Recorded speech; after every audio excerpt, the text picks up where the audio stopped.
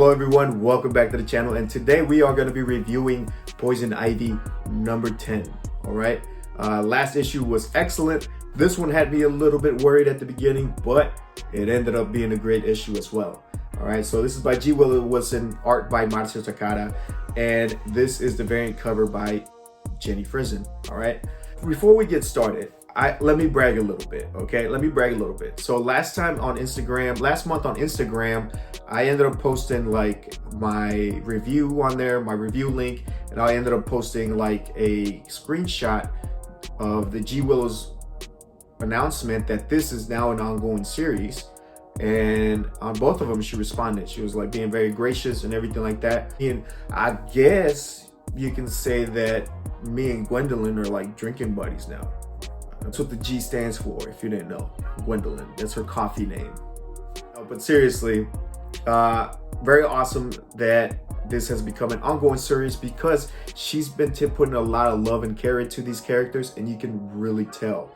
And there seems to be kind of a creative buzz going on surrounding the DC creators right now. So I just feel like there's going to be some good stuff on the horizon for that as well.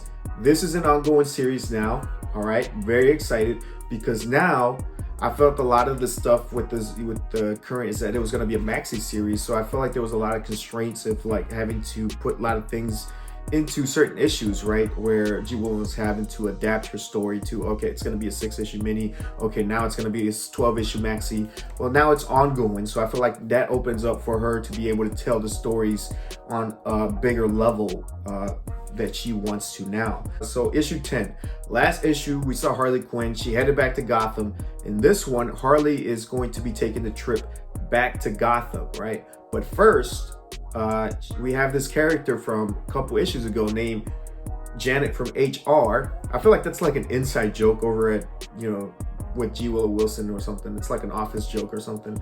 Anyways, Janet from HR convinces Poison Ivy to go to California for this wellness retreat.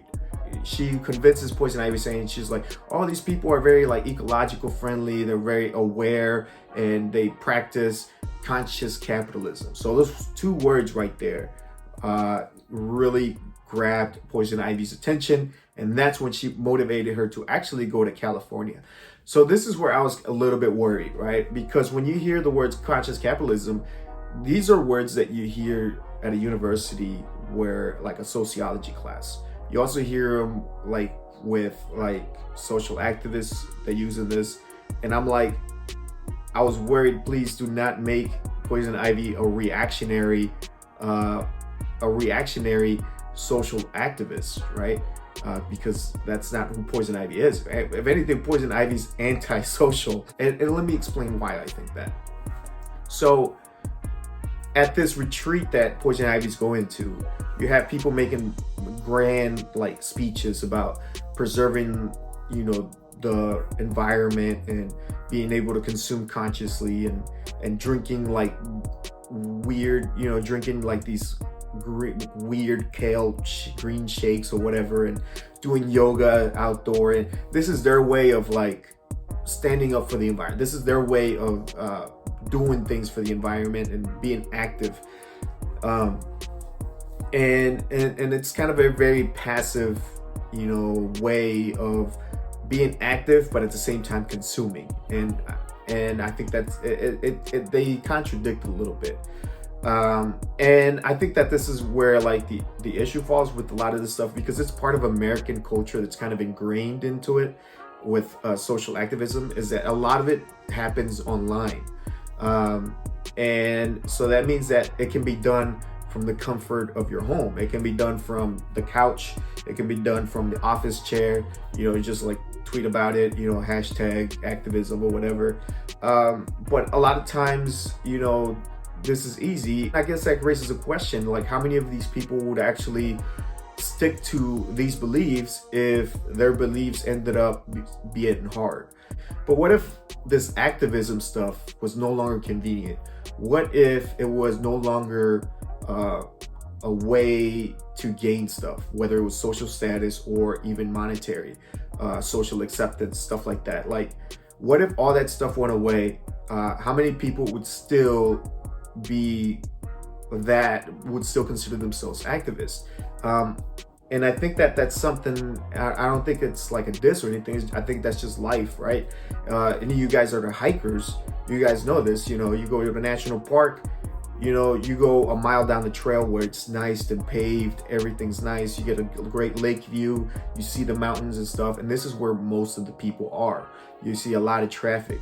But as most of you guys know, the further you go up the mountain, the more treacherous the path goes. Now you're scrambling.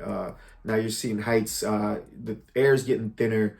It's getting more comfortable. You're tired. The less people you see up there, right? And I feel like that's the way it is with a lot of things. The harder it is, the less people are to participate in it. For example, when I talked about Julia Butterfly Hill, the woman who lived in a tree for 2 years. She lived in a tree for 2 years in order to save that tree from getting cut down. She showed up with a bunch of her friends and stuff like that, and they were gonna do it for a week. Julia ended up staying there for 2 years, man. 2 years, and that's a big sacrifice that I feel a lot of people are not willing to do. A lot of people will say, yeah, I'm all for the environment, but how many people are willing to live in a tree for 2 years? Because a lot of you guys know that, like, if you guys have spent any time out in the wilderness, you know that the longer you spend the time out in the wilderness, the more you start to miss like simple things that we take for granted, like hot water, hot showers, dry clothes, a hot food, a warm bed, stuff like this that we take for granted on a daily basis. Once you're out there, so I guess what I'm saying is that, I don't feel like I don't feel like Poison Ivy would partake into kind of like this posturing or this posing of environmental friendly acts. I think she would actually be hands-on and go out and actually do the thing. I think she would be more like Julia. I think she would be more hardened like that.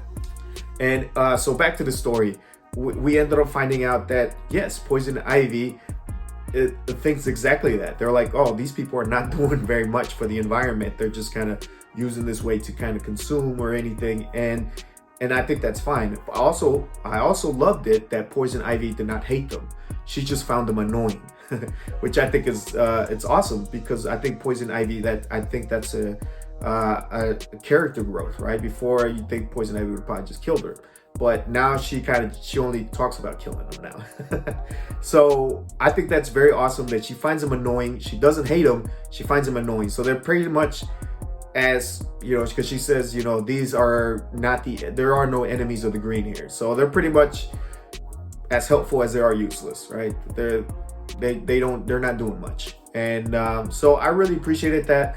And then with the story, we have where they drink the juice, and it's like infused with some weird mushroom stuff in there and everything.